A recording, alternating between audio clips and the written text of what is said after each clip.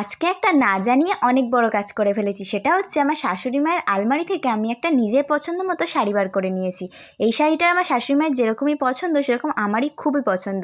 আমি এর আগে 2-3 বার পরেছি। না, আমাকে বকা দেবে না, কিন্তু তাও জিজ্ঞাসা করে নেওয়াটা সব কিছুতে ভালো। তো আমি ছোট্ট করে একটা gate ready with me shoot করছিলাম, কারণ আমি ওপরে যাচ্ছিলাম একটা শ্যুট করবার জন্য। আর বুকান তখন ঘুমাচ্ছিল।